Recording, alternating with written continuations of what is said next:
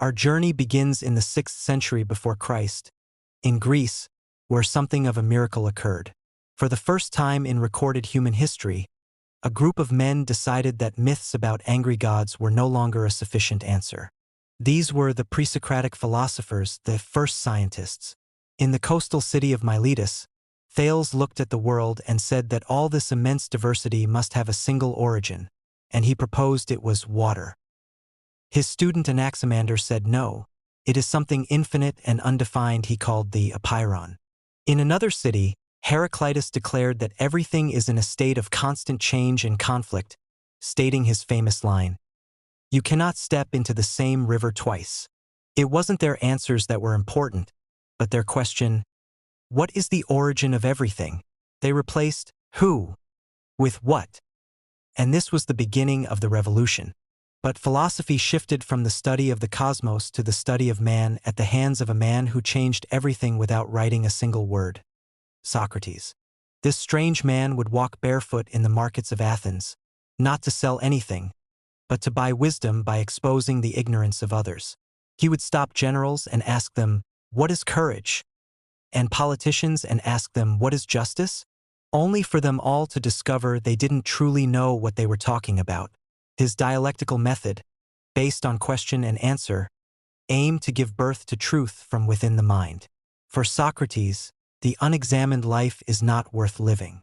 His devoted student, Plato, witnessed the execution of his master and decided that a democracy that kills its wisest man is a corrupt system. This event drove him to establish his school, the Academy, and to build a complete philosophical system. The core of Plato's thought is the theory of forms, which states that the material world we perceive with our senses is a changing, imperfect, and mere shadow of a real, eternal, and perfect world. This world of forms cannot be accessed by the senses, but only by the intellect and philosophical contemplation. The pinnacle of this world is the form of the good, the source of all truth and beauty. Then came the most brilliant student of the Academy, Aristotle. He stayed with Plato for 20 years, but in the end, he disagreed with him radically. If Plato was an idealist who looked to the heavens, Aristotle was a realist who looked to the earth. Aristotle rejected the idea of two worlds and said that reality exists here, in the world we live in. He founded his own school, the Lyceum, and became the greatest encyclopedic mind in history. He is the one who founded the science of logic as a tool for correct thinking and wrote on everything imaginable: physics, biology, poetry, politics, and ethics. For Aristotle, the goal of man is to achieve eudaimonia or happiness, which is not just pleasure, but a life of virtue and rational thought. The conflict between the thought of Plato and Aristotle, between idealism and realism, between rationalism and empiricism, would define the course of Western philosophy for the next 2,000 years. After the decline of Athens, and under the Hellenistic and then Roman empires, people began to seek personal tranquility more than cosmic truth. Here, new schools emerged. Stoicism, founded by Zeno, taught that the world is governed by a rational divine law, and we must live in harmony with it. Happiness lies in accepting our fate and focusing only on what we possess, our virtue and our reactions. On the other side, Epicureanism, founded by Epicurus, said the goal is to achieve pleasure and avoid pain. But it was not a call for sensual indulgence, but for achieving ataraxia or peace of mind, through friendship, knowledge, and a simple life.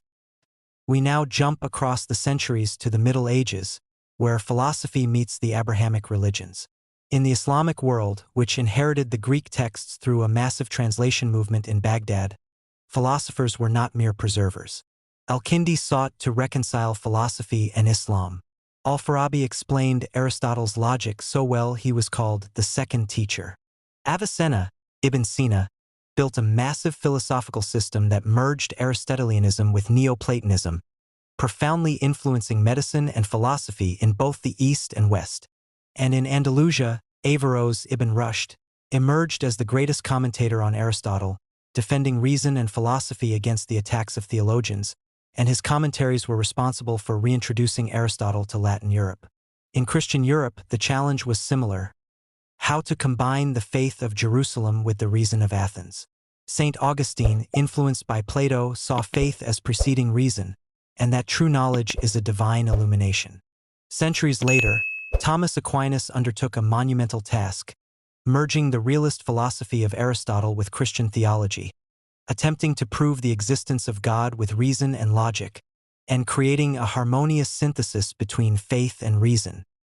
With the dawn of the modern era and the scientific revolution led by Copernicus, Galileo, and Newton, everything changed. Man was no longer the center of the universe, and the Bible was no longer the sole source of knowledge. In this new world full of doubt, a French philosopher named René Descartes appeared. Descartes decided to start from scratch. He doubted everything: his senses, his beliefs, even the existence of the external world. But he found one thing he could not doubt: the fact that he was doubting. And doubting is a form of thinking. From here he reached his first certainty: I think, therefore I am. This sentence became the foundation of modern rationalism, which believes that reason alone, not the senses, is the source of certain knowledge. On the other side of the channel, in Britain, an opposing current emerged: empiricism. John Locke said that the mind at birth is a tabula rasa, or blank slate, and all our ideas come from sensory experience. George Berkeley went further and said that things only exist when they are perceived. Then came David Hume to deliver the final blow, applying the empirical method with rigor and doubting everything, from the existence of a continuous self to the principle of causality itself, saying that we never see causation, only a constant conjunction of events that we get used to. This conflict persisted until Immanuel Kant arrived in the late 18th century. Kant brought about a true revolution, saying that both sides were partly right and partly wrong. The mind is not a blank slate. It is born equipped with goggles or innate structures, like time, space, and causality, through which it organizes and understands sensory experience. Knowledge is the product of the interaction between the mind and the external world. We can never know things in themselves, only how they appear to us through the structures of our mind. In the 19th century, philosophy became more ambitious. Hegel built a colossal philosophical system in which he saw all of history as the story of the absolute spirit evolving towards self-consciousness through a dialectical process: thesis, antithesis, synthesis. This idealistic optimism did not last long. Karl Marx took Hegel's dialectic and turned it on its head, arguing that the engine of history is not ideas, but material conditions and class struggle.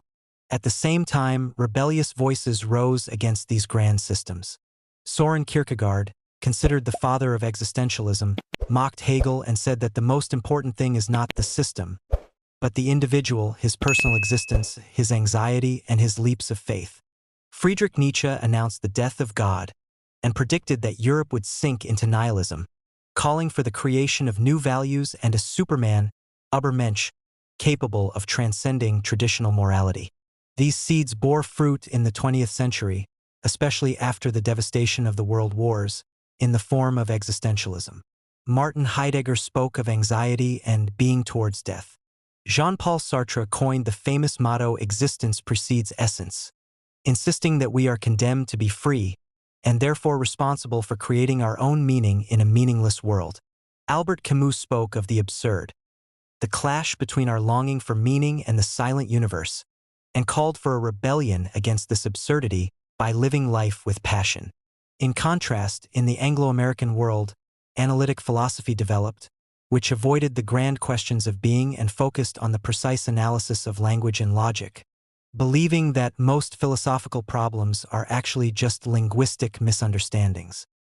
And today, where are we? We are the heirs of all these currents. Philosophy is no longer confined to ivory towers.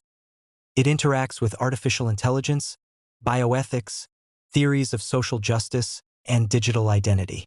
It continues to perform its essential role: to examine our lives, challenge our assumptions, and ask the questions that make us human.